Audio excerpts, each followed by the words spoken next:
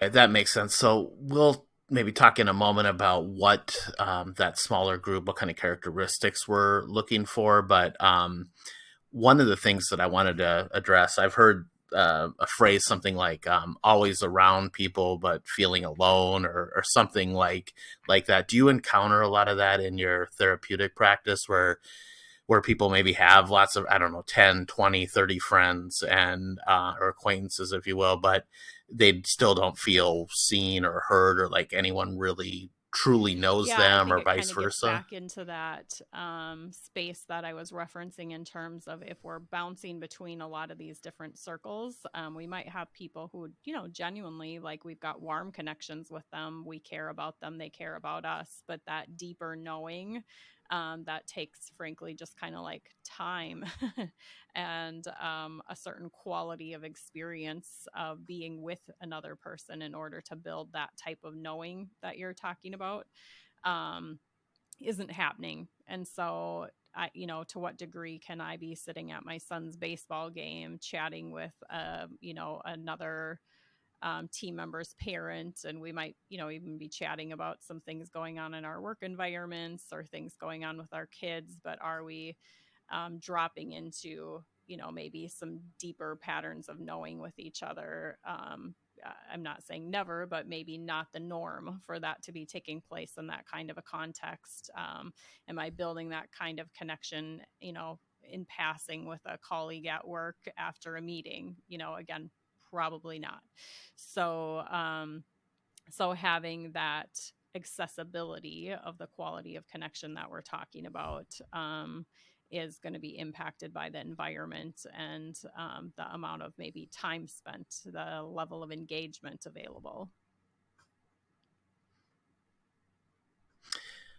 Sure. That makes sense. So I there's this notion of like pseudo intimacy, and I'm wondering if that applies here, because I hear sometimes people talking about having relationships, or they might know a lot of things about people, like, oh, their hobbies are this, or they're married and their kids' names are this. But I also wonder sometimes whether these relationships, like, there's a difference between knowing stuff about people and maybe being able to share some things and having an inner circle, or these seat holders, right? There's a qualitative difference. Could you talk maybe about what that is, and if that notion of pseudo intimacy Yeah, I guess I applies would at tend to all? say some of the things that we're going to get to know about our inner circle people maybe are, again, kind of at that, there's a different level of intimacy. And so I can know a lot of facts about you. I can know facts about your background. I can know facts about the kind of career you have, or maybe even dreams that you have associated with that career. I can know things that are taking place in your family.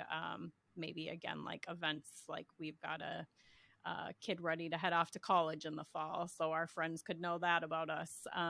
But knowing that about us and what's happening as the events in our life versus that deeper, impact that that's having and shaping maybe kind of like our being and how we're feeling about those things and the meaning that all of those things are having in our lives is going to be something that we're more likely to share in these more intimate contexts that we're talking about. And so, my inner circle people, for example, like people that I interact with, again, kind of like on a more casual basis, might know that my son is heading off to college.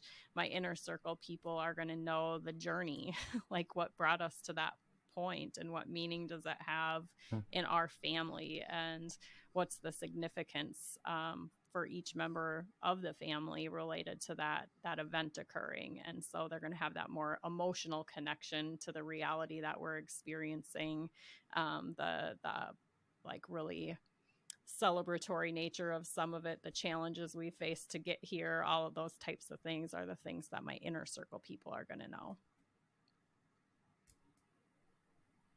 So would vulnerability maybe be one characteristic then of sort of the quality of the relationship? If it doesn't feel vulnerable or have a hint of scariness to it, is that maybe an indication that we're in the acquaintance realm and not in this inner Yeah, I mean, I circle guess I realm? would tend to say when I'm thinking through or have thought through my own inner circle over the years, there's kind of a,